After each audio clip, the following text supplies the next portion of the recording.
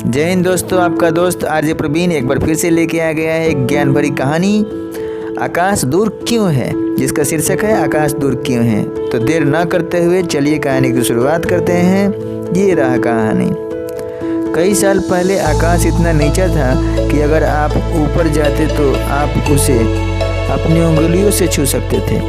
और उत्तरी भारत में जहाँ आसमान सबसे नीचे था, वहाँ एक गांव था जहाँ एक बहुत बूढ़ी औरत मिट्टी की एक छोटी सी झोपड़ी में रहती थी। यह छोटी बूढ़ी औरत बिल्कुल अकेली रहती थी, क्योंकि उसका कोई दोस्त या परिवार नहीं बचा था।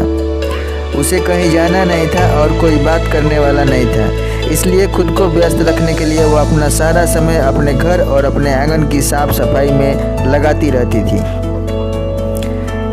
एक गर्मी में जब मानसून अभी तक नहीं आया था, मिट्टी इतनी सूखी थी कि हर जगह धूल थी।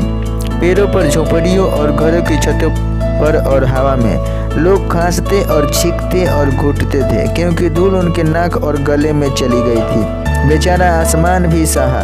यह जमीन के इतने करीब था कि जब धूल उठती थी तो वह खांसता और छींकता भी था।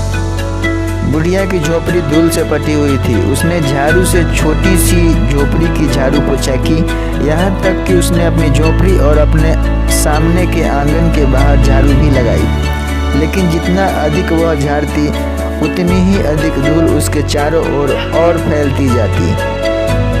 बूढ़ी औरत झाड़ू लगाने से जो धूल पैदा कर रही थी, उससे आकाश घुटने लगा। धूल उसके गले में घुस गई और उसकी नाक में गुदगुदी हो गई और उसे छींक आ गई, एक बड़ी बड़ी छींक जिसने दुनिया को अपनी गड़गड़ाहट से हिला दिया।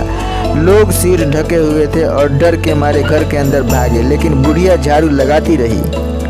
धूल ने आकाश की आंखों में जाकर उन्हें पानी बना दिया कि बारिश की बड़ी बड़ी बूंदें सूखी धरती पर गिरने लगी। बूढ़ी औरत ने बमुश्किल ध्यान दिया जब तक कि बारिश की एक बड़ी बूंद उसके सिर पर नहीं गिरी। बूढ़ी औरत ने आसमान की ओर देखा और बारिश की बूंदों को दूर भगा दिया, लेकिन फिर बारिश की एक और बूंद गिरी और दूसरी, जब तक कि उसका प्यारा साफ आंगन बारिश की बूंदों से ढक नहीं गया।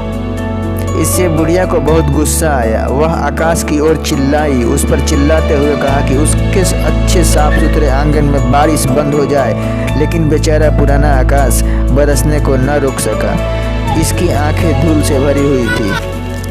आखिर में बुढ़िया को इतना गुस्सा आया कि उसने अपनी झाड़ू उठाई और उससे आसमान पर वार किया। आकाश ने एक और जोर की छींक दी और अपने रास्ते से हट गया, लेकिन बुढ़िया उसे बार बार झाड़ू से मारती रही। अंत में आकाश में धूल और बूढ़ी औरत के झाड़ू से टकराने काफ़ी हो गया था। छींकना और खांसना, गरजना और बरसना। आसमान तब तक ऊंचा और ऊंचा उड़ता रहा जब तक कि धूल उस तक नहीं पहुंच गई और फिर कभी नीचे नहीं आने की कसम खाई। और इसलिए आकाश इतना ऊंचा है, यहाँ तक कि जहाँ वह दिखता है कि यह पृथ्वी को छूता है, आकाश वास्तव में बहुत ऊंचा है, क्रोधित बूढ़ी महिलाओं की पहुंच से बाहर। तो आज की कहानी में हमने जाना कि आकाश इतना ऊंचा क्यों है। कहानी को सुनने के लिए आपको बहुत बहुत धन्यवाद। यदि आप इसी तरह की ज्ञानवर्धक कहानियाँ सुनना चाहते हैं तो इस चैनल को लाइक करें, शेयर करें, सब्सक्राइब करें और सब्सक्राइब करते समय घंटी के बटन को ज़रूर प्रेस करें, क्योंकि इससे होगा कि जब तुम कोई वीडियो अपलोड करेंगे तो सबसे पहले नोटिफिकेशन आपको मिल जाएगी और आप वीडियो को सबसे पहले देख पाएंगे। तो मिलते हैं अगली कहानी में।